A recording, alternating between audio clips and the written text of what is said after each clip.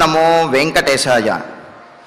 రాజత్కిరీటమణిదీధితి దీపితాంశం ఉద్యద్బృహస్పతిక విప్రతిమే వహంతం ద్వే కుండలేంకరహితేందు సమాన వక్త్రం రామం జగత్రయ గురుం సతతం భజామి.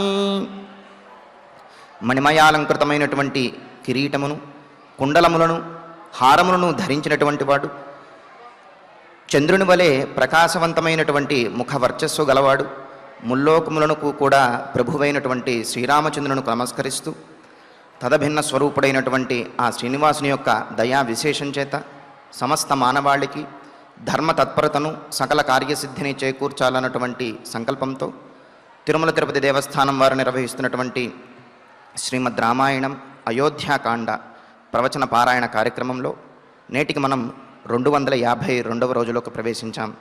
ఈ కార్యక్రమంలో ముందుగా అన్నమాచార్యుల వారి సంకీర్తన అయినటువంటి ఓ రామ ఓ రామ ఓంకారధామ అనేటటువంటి సంకీర్తనను, త్యాగరాజ కీర్తన అయినటువంటి సంకీర్తనను శ్రీమతి డాక్టర్ ఏ విజయలక్ష్మి గారు, అన్నమాచార్య ప్రాజెక్టు కళాకారులు వారి బృందం యొక్క సహకారంతో ఆలపిస్తారు. శ్రవణం చేద్దాం. ఓం నమో వెంకటేశాయ.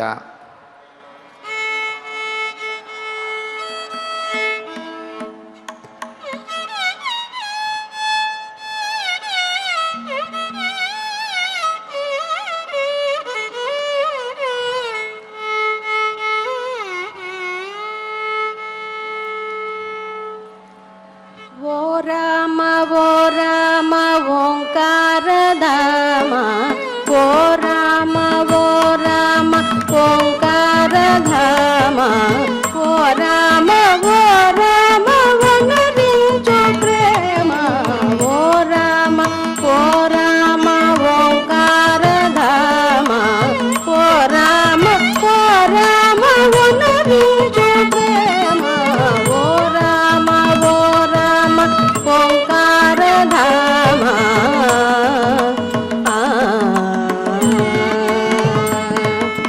నామేలు నందరు నవ్వుటకాయ, నామేలు నందరు నవ్వుటకాయ, ఏమని చాలుదునిక దేవరాయ, నామేలు అందరు నవ్వుటకాయ, ఏమని చాలుదునిక దేవరాయ, ఓ రామ ఓంకారధామ, ఓ రామ వనరించు ప్రేమ, ఓ రామ ఓంకారధామ.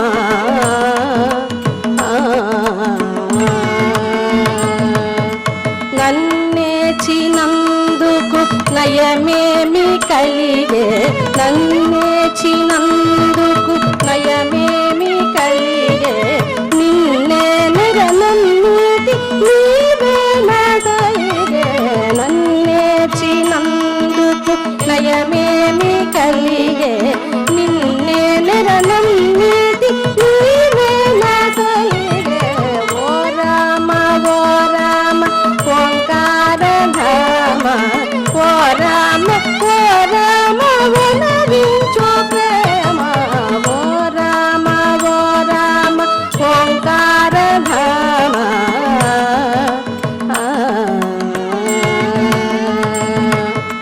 నీకే తగియున్నాను నిజము నా మాట, నీకే తగియున్నాను నిజము నా మాట, సాకేత రామ రక్షణ చేయుట, నీకే తగియున్నాను నిజము నా మాట, సాకేత రామ రక్షణ చేయుట, ఓ రామ ఓంకారధామ, ఓ రామ వనరించు ప్రేమ, ఓ రామ ఓంకారధామ.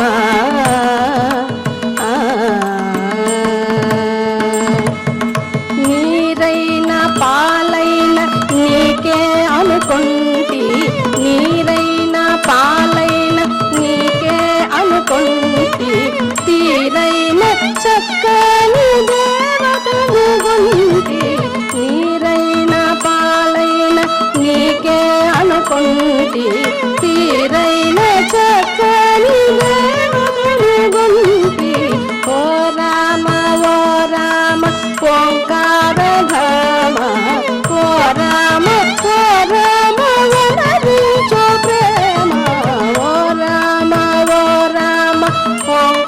కుమారధామ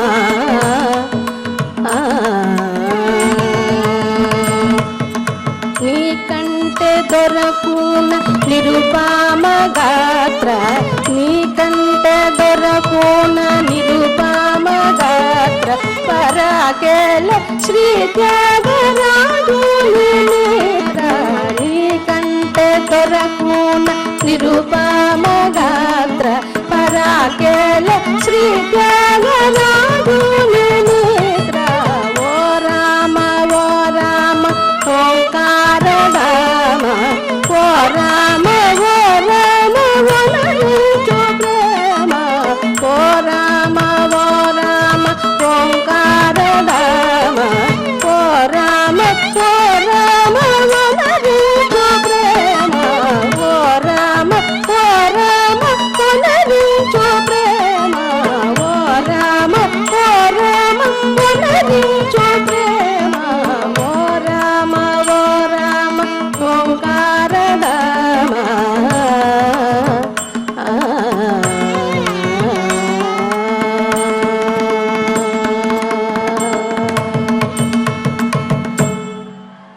సంకీర్తనను ఎంతో చక్కగా శ్రవణం చేశాం. ఇక ఇప్పుడు శ్రీ గురు ధ్యానపూర్వకంగా సంకల్పవాక్యాలను అందరము కలిసి పలుకుతూ ఈ కార్యక్రమాన్ని ప్రారంభం చేసుకుందాం. శ్రీ గురు ధ్యానం గురుర్బ్రహ్మా గురుర్విష్ణు గురుర్దేవో మహేశ్వరః గురుః సాక్షాత్ పరం బ్రహ్మ తస్మై శ్రీ గురవే నమః. శ్రీనివాస ధ్యానం శ్రీ వెంకటాద్రినిలయః కమలాకాముకః పుమాన్ అభంగుర విభూతిర్నః తరంగయతు మంగళం. అథ సంకల్పః శ్రీమదాదివరాహ క్షేత్రే విరాజమానస్య శ్రీ పద్మావతీ జానేః అఖిలాండకోటి బ్రహ్మాండ నాయకస్య శ్రీరామచంద్ర రూపాంతరస్య భగవతః శ్రీ వెంకటేశ్వర స్వామినః సన్నిధౌ హనుమత్ సీతా లక్ష్మణ భరత శత్రుఘ్న పరివార సమేత శ్రీరామచంద్ర పరబ్రహ్మణః పరిపూర్ణానుగ్రహేణ అస్మిన్ భువనే సమస్తాదివ్యాధీనాం నివారణార్థం భారతవర్షే విద్యా విత్త వాణిజ్య కృషి వైద్య వైజ్ఞానిక దేశరక్షణాదిరంగేషు విద్యమానానాం ఆస్తిక మహాజనానాం సర్వేషాం సకుటుంబానాం ఆయురారోగ్యైశ్వర్య సద్బుద్ధి ఇత్యాది సర్వశుభఫల ప్రాప్త్యర్థం ధర్మాచరణ ద్వారా శ్రీరామరాజ్యస్య పునర్వ్యవస్థాపనార్థం ఉద్యోగార్థిదానాం సముచితోద్యోగ ప్రాప్త్యర్థం దంపతీనాం అనుకూల దాంపత్య సిద్ధ్యర్థం సంతానస్య పితృవాక్య పరిపాలనానుకూల బుద్ధి ప్రచోదనార్థం సకల కార్య సిద్ధ్యర్థం గో సంరక్షణార్థం చ శ్రీమద్వాల్మీకి రామాయణే అయోధ్యాకాండే యథాశక్తి శ్లోక వ్యాఖ్యాన పురస్సరం షడ్వింశ సర్గ శ్లోక పారాయణం తథా శ్రీధన్వంతరి మంత్ర పారాయణం చ అన్యోన్య సహాయేన मुखेन करिष्यामहे। श्री वाल्मीकि प्रार्थना।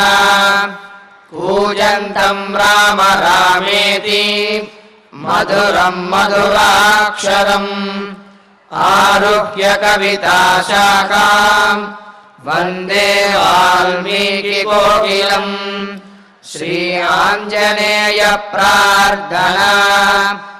मनोजवं मारुततुल्यवेगं जितेन्द्रियं बुद्धिमतां वरिष्ठम् वातात्मजं वानरयूथमुख्यं श्रीरामदूतं शिरसा नमामि।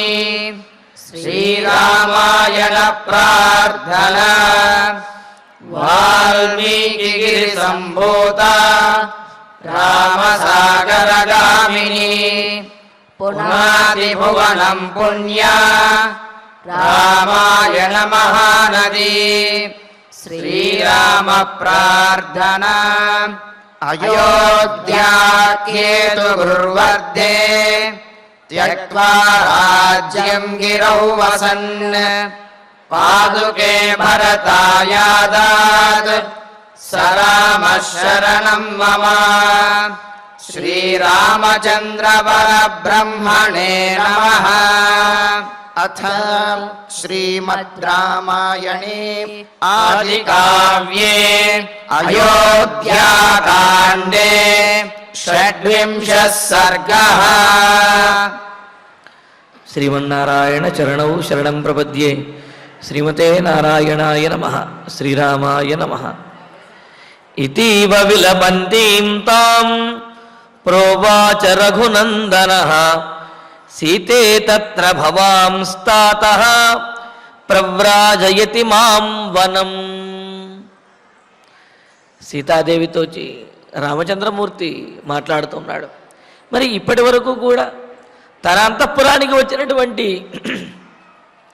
రామచంద్రమూర్తిలో పట్టాభిషేకానికి సంబంధించినటువంటి చిహ్నములు, ఆ మర్యాదలు, ఆ ఉత్సాహము, ఉపచారములు ఇవేమీ కూడా లాంఛనములు ఏవి కనిపించకపోయేటప్పటికీ కంగారు పడినటువంటి సీతాదేవి, రామచంద్ర పట్టాభిషేక సమయం సమీపించిందే, ఛత్రచామరములేవి, వందిమాగతులేరి, పుణ్యాహవాచనములతోటి స్వస్తివాచనములతోటి నిన్ను ఆశీర్వదించేటటువంటి బ్రాహ్మణోత్తములేరి, అదేవిధంగా సేనాపతులు మొదలైనటువంటి వారు, నీ పరివారము, పౌరులు, గ్రామీణులు మొదలైనటువంటి పరివారం అంతా ఏరి, వీరందరూ ఎవ్వరూ లేకుండా ఒక్కడివే ఒంటరిగా వస్తున్నావు, ఏం జరిగింది అని చెప్పి సీతాదేవి కంగారు పడుతూ రామచంద్రమూర్తిని అడిగితే అప్పుడు రాముడు చెబుతున్నాడు, ఇతీవ విలపంతీం తాం ప్రోవాచ రఘునందన అని అంటూ, ఇతీవ ఈ విధంగా సీతాదేవి కలత చెందుతూ కంగారు పడుతూ రాముడిని చూచి తల వంచుకుని బాధపడుతూ వస్తున్నటువంటి రాముడిని చూచి రాజలాంఛనములేవి కనిపించినటువంటి ఆ సందర్భాన్ని, సన్నివేశాన్ని చూచినటువంటి సీతాదేవి అడుగుతూ ఉంటే, విలపంతీం దుఃఖిస్తూ వివిధంగా అంటే అనేక రకాలైనటువంటి శంకలను, తన సందేహాలను వెలిబుచ్చుతూ అలాగే రామచంద్రమూర్తి యొక్క ఆ స్థితిని చూసి తాను దుఃఖిస్తూ ఉన్నటువంటి ఆ సీతాదేవిని చూస్తూ ఆమెతోటి రామచంద్రమూర్తి మాట్లాడుతున్నాడు. రఘునందన ప్రోవాచ, రఘువంశమంతటికీ కూడా ఆనందాన్ని కలుగజేసేటటువంటి రామచంద్రమూర్తి సీతాదేవికి కూడా ఆనందాన్ని కలుగచెయ్యాలి, ఆమెకు ఉన్న విషయాన్ని తెలియచెయ్యాలి అని. అంటే ఆ విషయము సీతాదేవికి కష్టాన్ని కలుగజేసేదైనప్పటికీ కూడా నిజాన్ని, ఉన్నటువంటి విషయాన్ని తెలియజేయాలి అని చెప్పి రఘునందన, రఘుకులమును ఆనందపరిచేటటువంటి రామచంద్రమూర్తి ప్రోవాచ ఈ విధంగా చెబుతూ ఉన్నాడు. ఏమని చెప్పాడు? సాక్షాత్తుగా విషయంలోకి వచ్చేశాడు. సీత పవిత్రమైనటువంటి జన్మ కలిగిన సీత, తత్ర భవాన్ తాతః, తత్ర భవాన్ అత్ర భవాన్ అని ఈ శబ్దములు గౌరవార్థంలో ప్రయోగిస్తారు. గౌరవనీయులైన అని అర్థం అన్నమాట. తత్ర భవాన్ పూజ్యులైనటువంటి, గౌరవనీయులైనటువంటి తాతః తండ్రి గారు, మాం వనం ప్రవ్రాజయతి నన్ను వనవాసానికి వెళ్ళమని చెప్పారు, నన్ను వనవాసానికి పంపిస్తున్నారు అని చెప్పేశాడు. చూడండి, ఉన్నటువంటి విషయాన్ని సాక్షాత్తుగా ముఖ్యమైనటువంటి ఫలితాంశమైనటువంటి విషయం ఏదైతే ఉందో దానిని ముందుగా చెప్పటం అనేది నేర్పరుల యొక్క లక్షణం. మాట్లాడటంలో ఉన్నటువంటి ఆ వైశిష్ట్యం, వైలక్షణ్యం అదనమాట. అంటే ఏదో విషయాన్ని సాగదీస్తూనో అలా కాకుండా ముందు ముఖ్యమైనటువంటి విషయాన్ని చెప్పి ఆ తర్వాత దానికి సంబంధించినటువంటి వివరణ అంతా ఇవ్వటం అనేది అది మాటలో వాగ్మి అంటారు కదా, మాటలలో నేర్పరితనం కలిగినటువంటి వారి యొక్క మాట తీరు. ఇదే విధంగా ఆంజనేయ స్వామి కూడా లంకానగరం నుండి సీతాదేవిని చూచి వచ్చినప్పుడు అక్కడ మహేంద్రగిరి మీద వానర సైన్యం అందరూ కూడా ఎదురు చూస్తూ ఉన్నారు.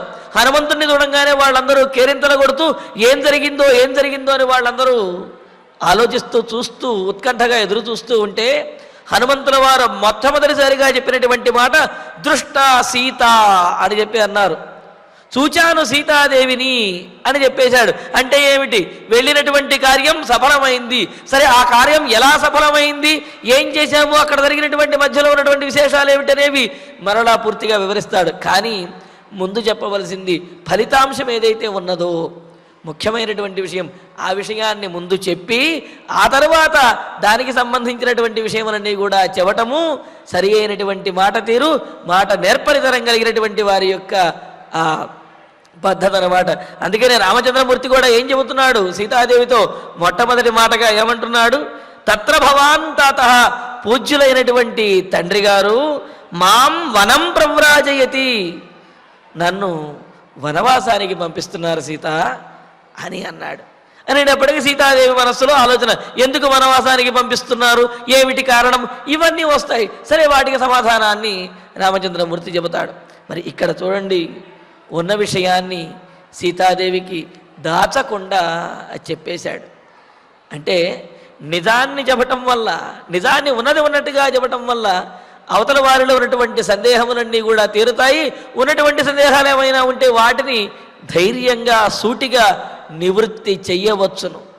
అలా కాకుండా ఏవేవో మాట్లాడితే దానికి సంబంధించి దానిని మళ్ళీ సమర్థించుకోవడానికి వేరే మాటలని మాట్లాడవలసి వస్తుంది. కానీ ఇక్కడ రామచంద్రమూర్తి సూటిగా చెప్పేశాడు, మా తండ్రి గారు నన్ను వనవాసానికి పంపిస్తున్నారు అని చెప్పి.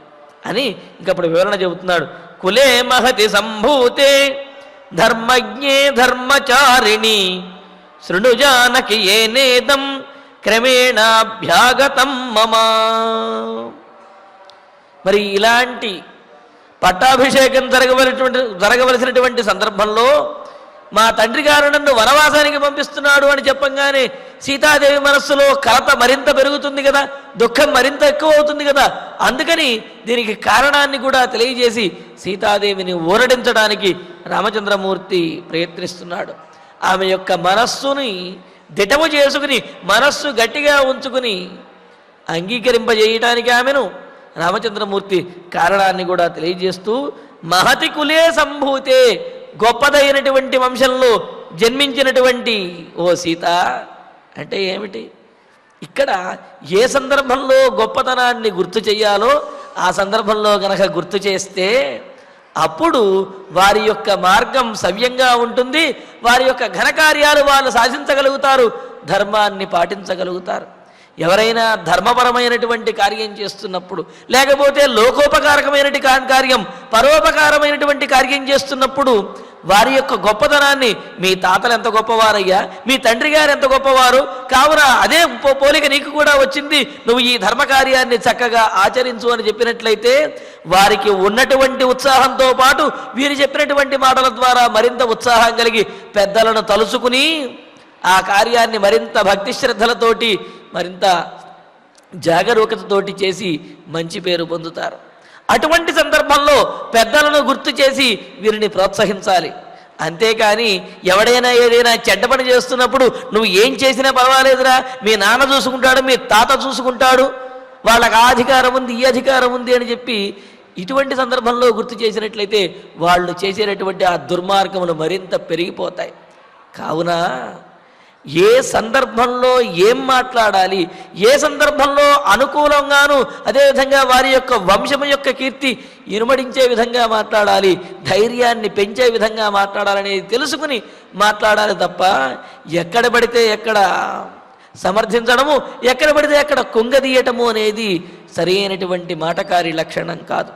మరి ఈ సందర్భంలో సీతాదేవి ధైర్యంగా ఉండాలి, ధర్మాన్ని పాటించడానికి అనుకూలంగా ఉండాలి.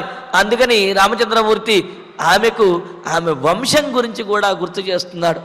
ఎందుకు అంటే జనక మహారాజు యొక్క వంశంలో అందరినీ కూడా రాజఋషులు అని కీర్తిస్తారు.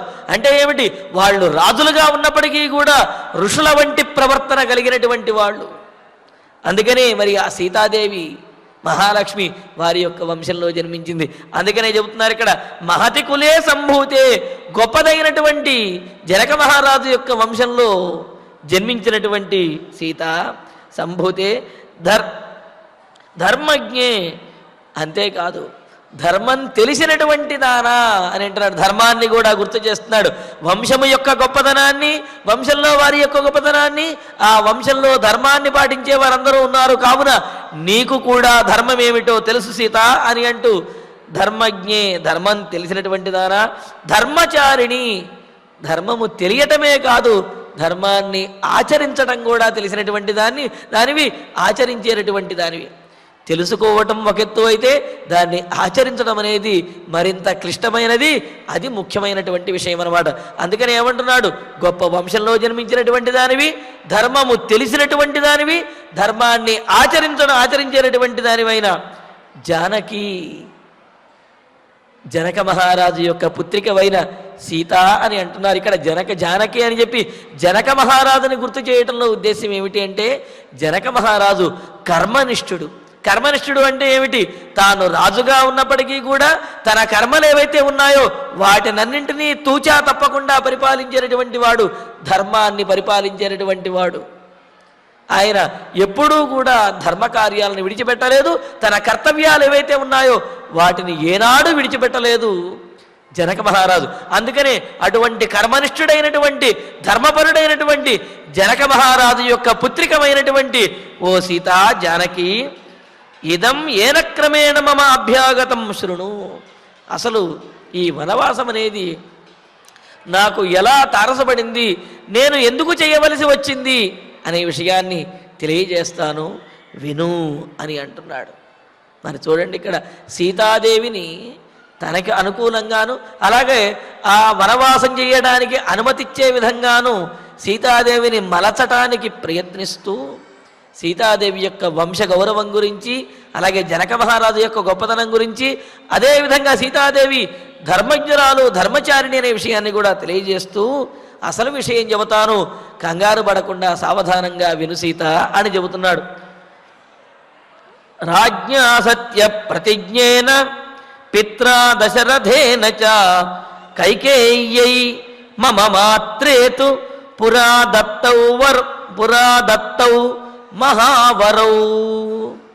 అసలు ఏం జరిగింది అంటే అని అంటూ సత్యప్రతిజ్ఞేనా, మరి మా తండ్రి గారు నన్ను వనవాసానికి పంపించారు అని చెప్పాడు కదా, చెప్పంగానే అదేంటి మీ నాన్న అట్లా పంపించాడా, ఏమైంది అని చెప్పంటుంది కదా. అందుకని తండ్రి గారి దగ్గర నుంచే మొదలు పెట్టుకొచ్చాడు. ఏమని చెబుతున్నాడు, సత్యప్రతిజ్ఞేనా, సత్యమైనటువంటి ప్రతిజ్ఞ కలిగినటువంటి వాడు తాను చేసినటువంటి ప్రతిజ్ఞను సత్యం చేయటం కోసం, ధర్మాన్ని ఆచరించడం కోసం దేనినైనా త్యాగం చేయడానికి సిద్ధపడేటటువంటి వాడు. అటువంటి సత్యసంధుడైనటువంటి పిత్ర, మా తండ్రి గారి చేత, మా తండ్రి గారే కాదు ఇంకా విశేషం చెబుతున్నాడు, రాజ్ఞా దశరథేన, నాకు తండ్రి రాజు అయినటువంటి దశరథ మహారాజు చేత, మమ మాత్రే కైకేయ్యైతు, నా తల్లి అయినటువంటి కైకేయీ దేవికి, ఇక్కడ కూడా భేదం అనేది చూపించడం లేదు. నా పినతల్లి అయినటువంటి కైకేయి అని కానీ, లేకపోతే మా తండ్రి గారి మా అమ్మకి సవతి అయినటువంటి కైకేయి అని కానీ, మా నాన్నకి రెండో భార్య అంటే మూడో భార్య అయినటువంటి కైకేయి అని కానీ ఇటువంటి మాటలు మాట్లాడరు రాముడు. ఇప్పుడు ఏమంటున్నాడు, మమ మాత్రే కైకేయి అయితు, నా తల్లి అయినటువంటి కైకేయికి పురా మహావరౌ దత్తౌ, పూర్వము గొప్ప వరములు ఇయ్యబడ్డాయి అని చెప్పి. గొప్ప వరములు అని చెప్పడంలో ఉద్దేశం ఏమిటి అంటే గొప్ప సందర్భంలో ఇచ్చినటువంటి వరములు, గొప్ప ఘనకార్యం చేసినటువంటి వారికి ఇచ్చినటువంటి వరములు, గొప్పవారు ఇచ్చేటటువంటి వరములు, అదేవిధంగా గొప్ప ధైర్య సాహసములు వారి యొక్క ప్రతిభను మెచ్చి ఇచ్చేటటువంటి వరము. అందుకని ఈ గొప్పతనం అనేది ఇచ్చినటువంటి వారిలోనూ ఉన్నది, పుచ్చుకున్నటువంటి వారిలోనూ ఉన్నది, ఆ సందర్భంలోనూ కూడా ఉన్నది అనే విషయాన్ని తెలియజేయటం కోసమే మహావరవు గొప్పవైనటువంటి 2 వరములు ఇయ్యబడ్డాయి అని అన్నాడు. అంటే ఏదో దశరథ మహారాజు ముచ్చటపడో మోహంబడో లేకపోతే భార్య యొక్క ముచ్చట తీర్చడం కోసమో ఇచ్చినటువంటి మాట కాదు.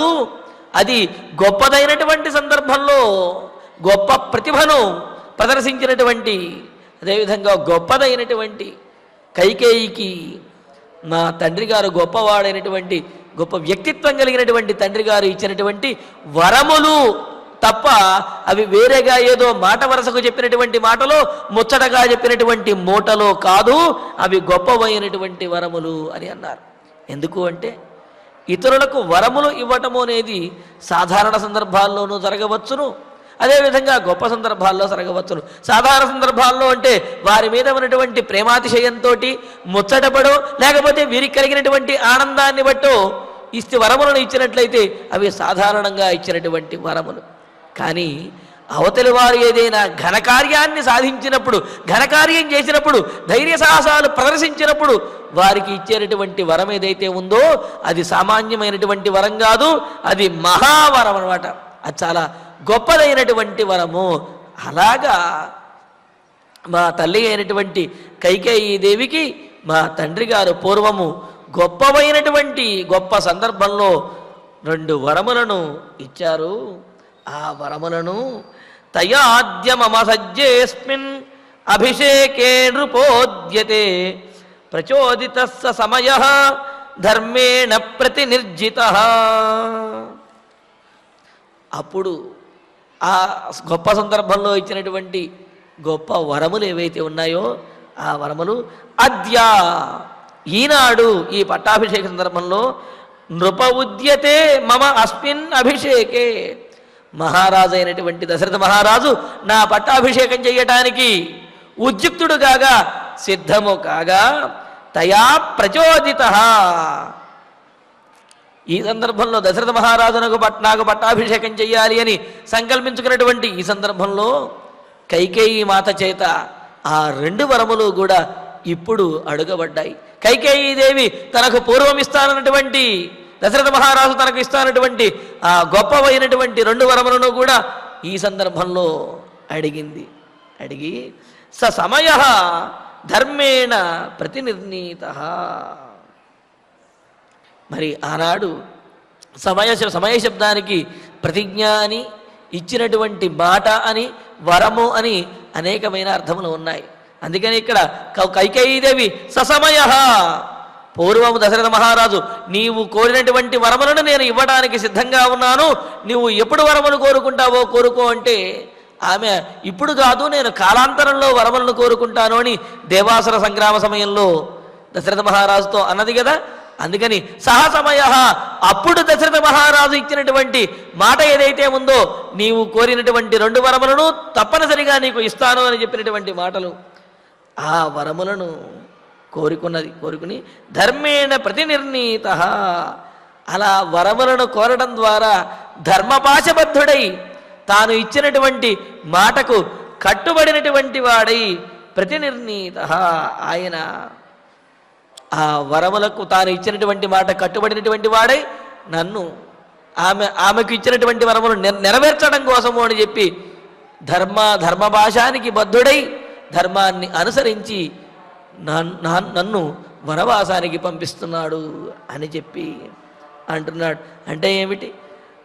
దశరథ మహారాజు ఎవరికీ లొంగలేదు, ధర్మానికే లొంగాడు అనే విషయం ఇక్కడ సీతాదేవికి తెలియజేస్తున్నాడు. లేకపోతే మామగారు తన భర్తకు అన్యాయం చేశాడు అని చెప్పి సీతాదేవి దశరథుడిని నిందించవచ్చు. అందుకని రాముడు చాలా స్పష్టంగా తెలియజేస్తున్నాడు, దశరథ మహారాజు అన్యాయము చెయ్యలేదు, దశరథ మహారాజు కైకేయికి లోబడిపోలేదు. మరి ఎవరికి లోబడ్డాడు అని అంటే ధర్మము చేత జయించబడ్డాడు, ధర్మానికి లోబడ్డాడు, ధర్మపాశము చేత బద్ధుడయ్యాడు. అంతే తప్ప ఇందులో ఎవరి యొక్క దోషము లేదు. ఇది విధి యొక్క వైపరీత్యము. అంతేకాదు దశరథ మహారాజు తన ఇచ్చినటువంటి మాటను నిలుపుకోవాలి అనే ధర్మపాశబద్ధుడై ఆయన ఈ విధంగా వనవాసానికి నన్ను పంపిస్తున్నాడు సీత అని చెప్పి అన్నాడు. అని మరి వనవాసానికి వెళుతున్నాను అని చెప్పాడు, కానీ ఎంతకాలం వనవాసానికి వెళ్ళాలి, ఎన్ని సంవత్సరములు అనే విషయం చెప్పలేదు కదా. ఆ విషయాన్ని చెబుతున్నాడు. 14 వర్షాణి వస్తవ్యం దండకే మయా పిత్రా మే భరతశ్చాపి యవ్వరాజ్యే నియోజితః. తండ్రి గారు ధర్మపాశబద్ధుడై కైకేయికి వరములు ఇచ్చేశాడు. ఆ వరముల యొక్క ప్రభావంగా నేను వనవాసానికి వెళుతున్నాను అని చెప్పాడు.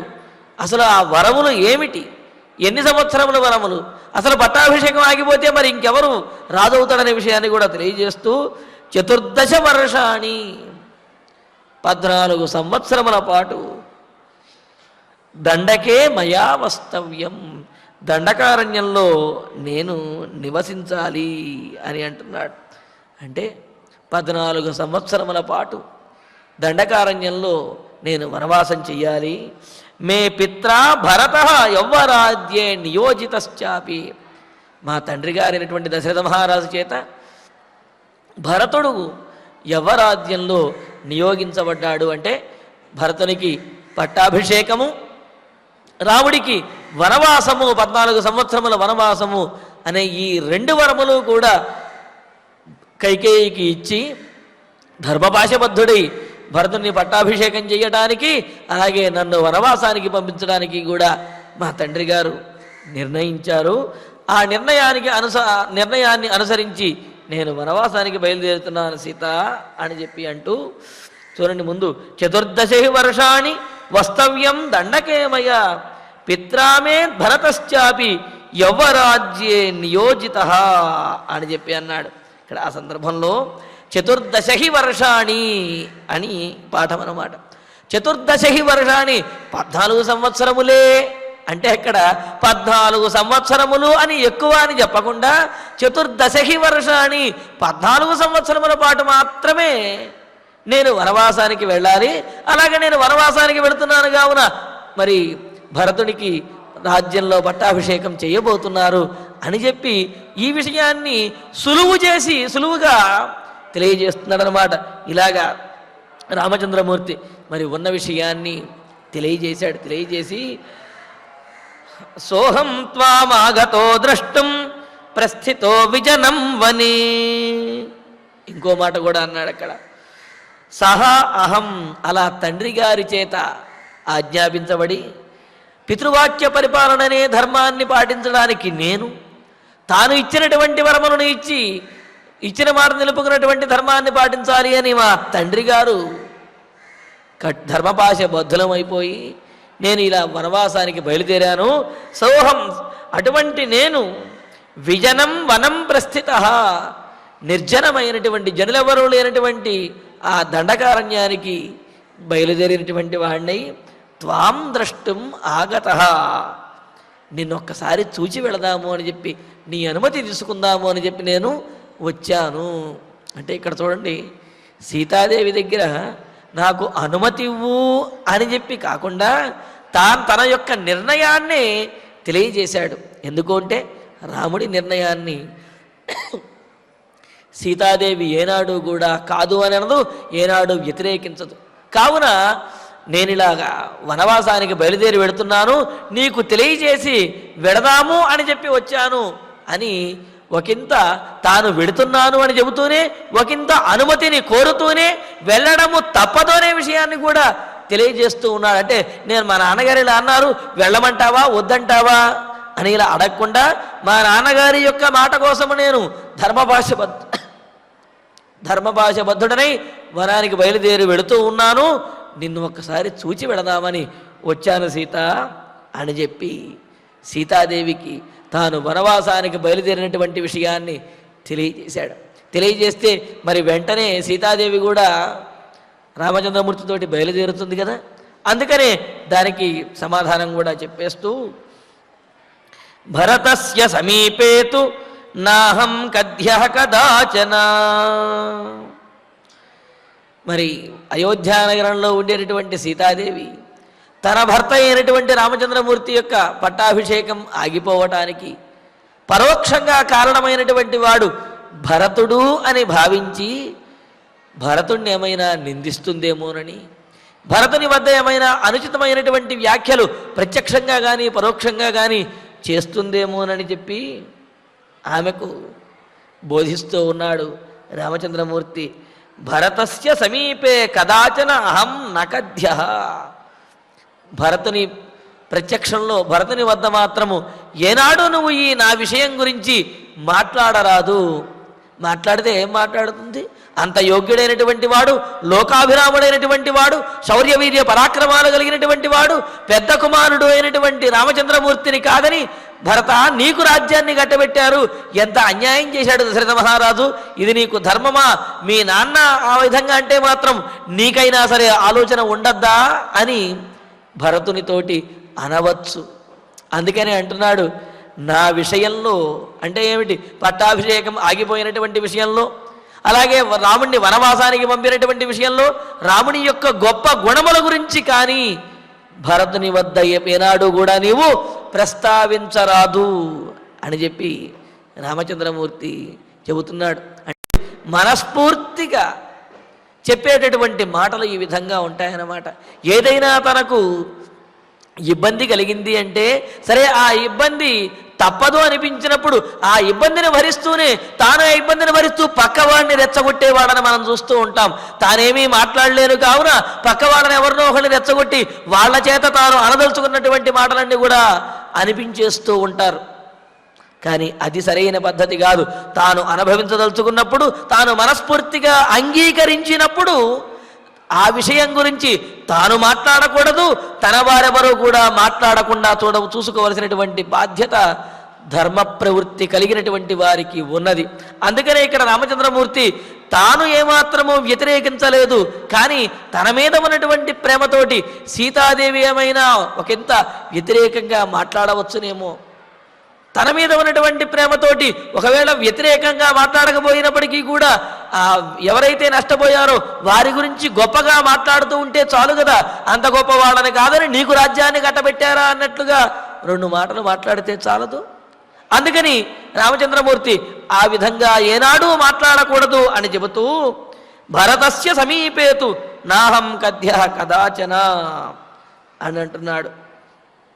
భరతుని దగ్గర మాత్రం నా గొప్పతనం గురించి కానీ, నాకు జరిగినటువంటి అంటే నేను రాజ్యాన్ని కోల్పోవటం, వనవాసానికి వెళ్ళడం, ఈ విషయం గురించి కానీ నీవు భరతుని వద్ద ఏనాడు ఎప్పుడూ కూడా మాట్లాడకూడదు అని చెప్పి ఇంకో మాట అంటున్నాడు. బుద్ధియుక్తా హి పురుషా నసహంతే పరస్తవం తస్మాన్నతే గుణాః కధ్యాః భరతస్యాగ్రతో మమ. మాట్లాడవలసినటువంటి తీరును ఏ సందర్భంలో ఎలా మాట్లాడనేటువంటి విషయాన్ని రామచంద్రమూర్తి మనందరికీ కూడా బోధిస్తూ ఉన్నారు. ఎవరైనా గొప్పవారి దగ్గరికి వెళ్ళినప్పుడు వారి యొక్క గొప్పతనం గురించి మాట్లాడాలి తప్ప గొప్పవారి దగ్గరికి వెళ్ళినప్పుడు వేరే గొప్పవారి గురించి మాట్లాడటం అనేది అది సందర్భోచితము కాదు అని చెప్పి అంటున్నాడు. ఎవరి దగ్గరికి వెళ్ళామో వారి గొప్పతనం గురించి పొగడాలి, వారి గొప్పతనం గురించి కీర్తించాలి తప్ప వేరే వారి దగ్గరికి వెళ్ళి మరొకరి గొప్పతనం గురించి చెబితే వీరిని కించపరిచినట్లు అవుతుంది. తద్వారా వారి యొక్క మనస్సు కష్టపడేటువంటి అవకాశం ఉన్నది. అందుకని ఏమంటున్నాడు, బుద్ధియుక్తాః, బుద్ధిమంతులైనటువంటి వారు అటువంటి పురుషులు పరస్తవం, ఇతరులను స్తుతిస్తూ ఉంటే వారు సహించలేరు. న సహంతేహి, వారు సహించలేరు. ఎవరైనా బుద్ధిమంతుడైనటువంటి వారి దగ్గరికి వెళ్ళి అయ్యా వాళ్ళు ఎంత తెలివైనటువంటి వాడు, వీడెంత తెలివైనవాడు, వాడెంత తెలివైనవాడు అంటే ఏమనిపిస్తుంది అంటే నేను బుద్ధి లేని వాడినే అనిపిస్తుంది. అంతే కదా. కావున బుద్ధియుక్తాః పురుషాః పరస్తవం నసహంతే, అది కూడా సందర్భము లేకుండా కేవలము ఇతరుల మీద ఉన్నటువంటి వారి మీద ఉన్న ప్రేమాభిమాన ఆదరముల చేత సందర్భం లేకపోయినా సరే ఇతరులను కీర్తించడం అనేది బుద్ధిమంతులైనటువంటి వారు సహించలేరు అని. ఇక్కడ మరో అర్థం కూడా, మరో విశేషం కూడా ఉంది. బుద్ధియుక్త అనే పాఠంతో పాటు రుద్ధియుక్త అనే పాఠం కూడా ఉన్నది. రుద్ధి అంటే కనుక సంపద ఐశ్వర్యము అని అర్థము. అలాగా సంపద ఐశ్వర్యం కలిగినటువంటి వారు ఎవరైతే ఉన్నారో వారు, అధికారము ఇది కలిగినటువంటి వారు ఇతరులను స్తుతించడం, ఇతరులను కనుక స్తుతించినట్లయితే వారు సహించలేరు అని అన్నారు. ఇక్కడ భరతుడు బుద్ధిమంతుడు, మంచి బుద్ధిశాలి. అంతేకాదు పట్టాభిషిక్తుడు కనుక అయినట్లయితే రాజ్యమంతా కూడా ఈ ఐశ్వర్యము రాజ్యము అంతా వీటన్నిటినీ కూడా పొందినటువంటి వాడు అవుతాడు. మరి ఆ విధంగా బుద్ధిమంతుడు, సంపదలన్నీ కూడా కలిగేటటువంటి వాడు అయిన, సంపదలన్నీ కూడా పొందేవాడైనటువంటి భరతుని ఎదుట నీవు నా గురించి పొగుడుతూ అలా దెప్పి పొడుస్తూ ఉన్నట్లయితే భరతుడు సహించలేడు అని అంటున్నాడు. అలాగే లోకంతీరుని కూడా ఇక్కడ తెలియజేస్తూ బుద్ధిమంతులైనటువంటి తెలివితేటలు కలిగినటువంటి వారు, అదేవిధంగా ఐశ్వర్యవంతులు ఎవరైతే ఉంటారో వారు వారి ఎదుట ఇతరులను గనక పొగిడినట్లయితే, ఇతరులను గనక స్తుతించినట్లయితే వారు సహించలేరు. కావున అటువంటి సందర్భంలో వారి వద్ద వేరే వారిని కీర్తించడం అనేది మాటకారితనం కాదు, ఆ విధంగా మాట్లాడటం అనేది సముచితం కాదు అని చెబుతున్నాడు. అందుకనే బుద్ధియుక్త లేకపోతే రుద్ధియుక్త రెండర్థములు కూడా తీసుకోవచ్చు అన్నమాట. రుద్ధియుక్త పురుషా, అటువంటి పురుషులు పరస్తవం నసహంతే, ఇతరుల యొక్క స్థుతిని వాళ్ళు సహించరు కదా. తస్మాత్, అందువలన భరతస్య అగ్రత, భరతుని ఎదురుగా ఎదుట తే మమ గుణాహ నకధ్యాహ, నువ్వు నా గుణముల గురించి, నా గొప్పతనం గురించి, నా పరాక్రమం గురించి నీవు భరతుని ఎదుట మాట్లాడటం అనేది సముచితం కాదు. ఎందుకు అంటే భరతుడు రాజు, అంతేకాదు బుద్ధిశాలి, సకల ఐశ్వర్యములను పొందేవాడు. అటువంటి వాడి దగ్గర నీవు నన్ను కీర్తించినట్లయితే అతని యొక్క మనస్సు ఏమైనా బాధపడవచ్చును. పైగా లోకము తీరు ఏమిటి, బుద్ధి అదేవిధంగా ఐశ్వర్యము కలిగినటువంటి వారు ఇతరులను గనక స్తుతించినట్లయితే వారు సహించలేరు కదా అని చెప్పి రామచంద్రమూర్తి అంటున్నాడు. అంటే రాజుల వద్ద, అధికారుల వద్ద ఉండవలసినటువంటి తీరు ఎలా ఉండాలి, ఎవరైనా సరే అనే విషయాన్ని మనకు తెలియజేస్తూ నాపిత్వం తేన భర్తవ్య విశేషేణ కదాచన అనుకూలతయా శక్యం సమీపే త్వస్య వర్తితుం. ఇంకో మాట కూడా అంటున్నాడు. సరే, రాముని యొక్క భార్యవు నీవు, పట్టాభిషిక్తుడు కావలసినటువంటి రాముని యొక్క భార్యవు, జ్యేష్ఠ కుమారుడైనటువంటి రాముని యొక్క భార్యవు, దశరథుడికి అత్యంత ప్రియమైనటువంటి రాముని యొక్క భార్యవు నీవు. కావున నీ మనసులో ఒక ఆలోచన ఉండొచ్చు, భరతుడు రాజు అయితే అయ్యాడు, కానీ నన్ను వదినగారిగా, రాముని యొక్క భార్యగా నన్ను సముచితమైనటువంటి స్థానంలో గొప్పగా గౌరవించాలి అని సీత నీవు అనుకుంటావేమో. కానీ త్వం తేన కదాచన విశేషేణ నభర్తవ్య, నీవు ఆ విధమైనటువంటి భావనను విడిచిపెట్టు. ఎందుకు అంటే రాముడు కనుక రాజు అయినట్లయితే రాజభార్యగా సీతాదేవి ఆ గౌరవములను పొందవచ్చు. రాముడు ఎప్పుడైతే రాజు కాలేదో సీతాదేవికి ఆ గౌరవములు కూడా పొందేటటువంటి అవకాశము లేదు అనే విషయాన్ని రాముడే తెలియజేస్తున్నాడు. అందుకే ఏమంటున్నాడు, త్వం తేన కదాచన విశేషేణ నభర్తవ్య, భరతుడు నిన్ను విశేషంగా గౌరవించవలసినటువంటి అవసరము కూడా లేదు. ఎందుకని గౌరవించాలి? నీవు రాజభార్యవు కాదు కదా. కావున నిన్ను ప్రత్యేకంగా గౌరవించవలసినటువంటి అవసరం భరతుడికి లేదు. ఆ విధమైనటువంటి ఆశలు కూడా నీవు పెట్టుకోవడానికి వీలు లేదు. నభర్తవ్య, ఆ విధంగా నిన్ను విశేషంగా భరించి విశేషంగా గౌరవించవలసినటువంటి అవసరం అనేది భరతుడికి లేదు. అనుకూలతయా అస్య సమీపే వర్తితుం యోగ్యం, నీవు కూడా మిగతా వారందరూ కూడా ఎలాగైతే ఉంటారో అలాగా భరతుణ్ణి రాజుగా భావించి నీవు కూడా సామాన్యమైనటువంటి స్త్రీలాగా భరతుని వద్ద ప్రవర్తించాలి తప్ప, నేను రాముని యొక్క భార్యను, నేను నీ అన్నగారి భార్యను, అసలు మా ఆయనకి దక్కవలసినటువంటి సింహాసనం మీద నువ్వు కూర్చున్నావు అని ఈ విధంగా నీవు అటువంటి ప్రవర్తనతో కానీ అటువంటి మాటలతో కానీ నీవు ప్రవర్తించకూడదు. నిన్ను ప్రత్యేకంగా గౌరవించవలసినటువంటి అవసరం భరతుడికి లేదు. అటువంటి ఆశ కూడా నీవు పెట్టుకోవలసినటువంటి సందర్భము ఇది కాదు.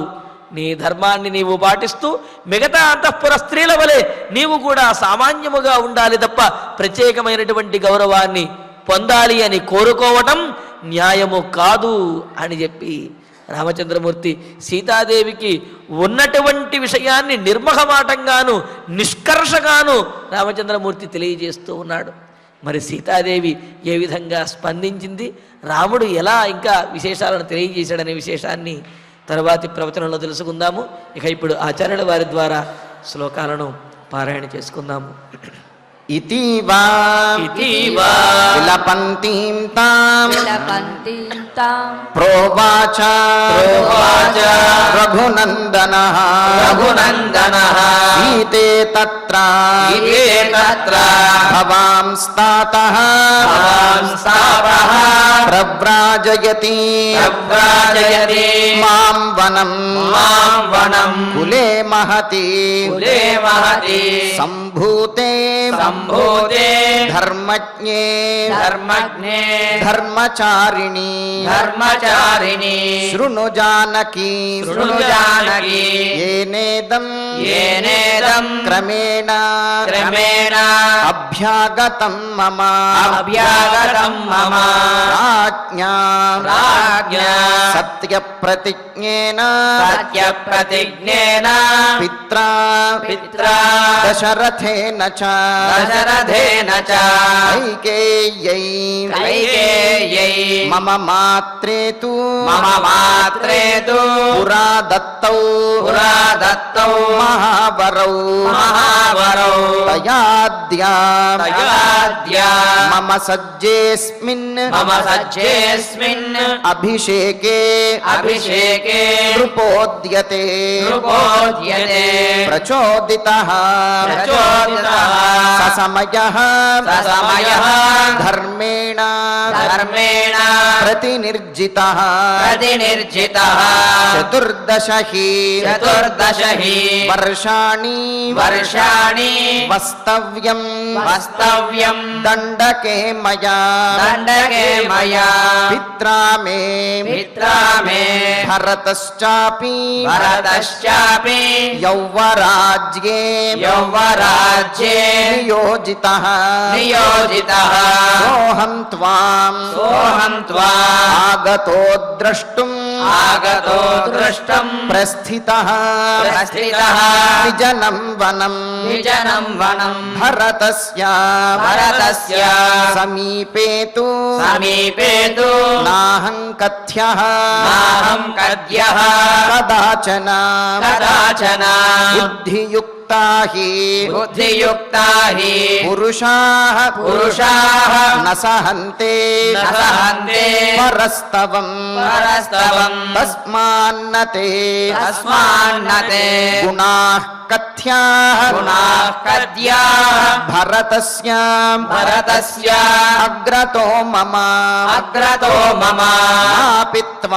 నాపిత్వం తేన భర్తవ్యా విశేషేణ కదాచన అనుకూలతయా శక్యం సమీపే త్వస్య వర్తితుం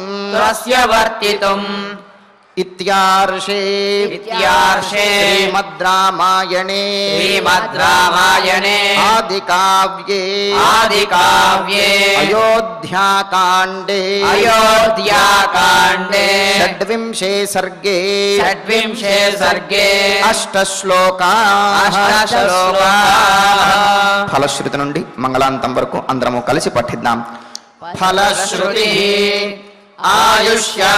ఆయుష్యమారోగ్యకరం యశస్యం సౌభ్రాతృతం బుద్ధికరం సుఖం చ శ్రోతవ్యమేతన్నియమేన సద్భిః ఆఖ్యానమోజస్కరమృద్ధికామైః శ్రీరామచంద్ర పరబ్రహ్మణే నమః. అథ ధన్వంతరి ధ్యానం అచ్యుతానంద గోవింద విష్ణో నారాయణామృత రోగాన్మే నాశయాశేషాన్ ఆశు आशु धन्वन्तरे हरे आरोग्यं दीर्घमायुष्यं बलं तेजो धियं श्रियं स्वभक्तेभ्यो गृह्णन्तं वन्दे धन्वन्तरिं हरिं धन्वन्तरेरिमं श्लोकं भक्त्या नित्यं पठन्ति ये अनारोग्यं न तेषां स्यात् सुखं जीवन्ति ते चिरम् ॐ नमो भगवते वासुदेवाय धन्वन्तरये अमृतकलशहस्ताय वज्रजलौकहस्ताय सर्वामयविनाशनाय त्रैलोक्यनाथाय महाविष्णवे स्वाहा ॐ वासुदेवाय विद्महे सुधाहस्ताय धीमहि तन्नो धन्वन्तरिः प्रचोदयात् अथ नवग्रह प्रार्थना आरोग्यं पद्मबन्धुर्वितरतु नितरां सम्पदं शीतरश्मिः भूलाभं भूमिपुत्रः सकलगुणयुतां वाग्विभूतिं च सौम्यः सौभाग्यं देवमन्त्री रिपुभयशमनं भार्गवः शौर्यमार्गिः दीर्घायुः सैन्निकेयः विपुलतरयशः केतुः आचन्द्रतारम् अरिष्टानि प्रणश्यन्तु दुरितानि भयानि च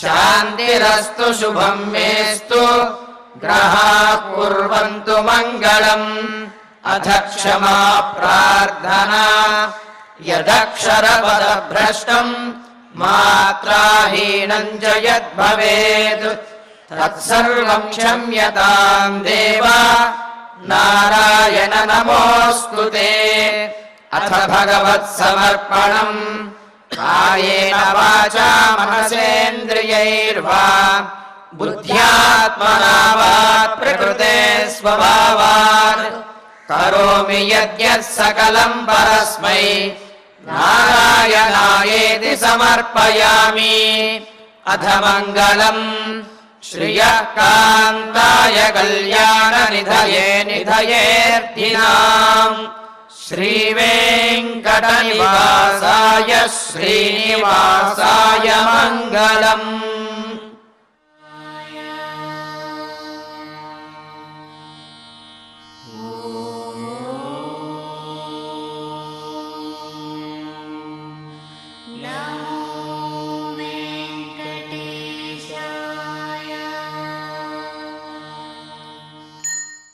పనేసియా మెరిడియన్ హాస్పిటల్స్ ప్రతి సామాన్యుడికి అందుబాటులో అంతర్జాతీయ వైద్య ప్రమాణాలతో వైద్యం 24 గంటల అంబులెన్స్ సర్వీసుతో పాటు అత్యవసర సేవలతో ఏర్పాటైన చికిత్సా విభాగం మా దగ్గర గుండె సంబంధిత మూత్రపిండ కాలేయ కంటి జబ్బులకు మోకాళ్ల శస్త్రచికిత్సతో పాటు కోవిడ్-19 బ్లాక్ ఫంగస్ వంటి వైరస్లకు అన్ని రకాల ఆరోగ్య సమస్యలకు నమ్మకమైన అత్యాధునిక వైద్య చికిత్సను అందిస్తున్న హాస్పిటల్ పనేసియా మెరిడియన్ హాస్పిటల్స్.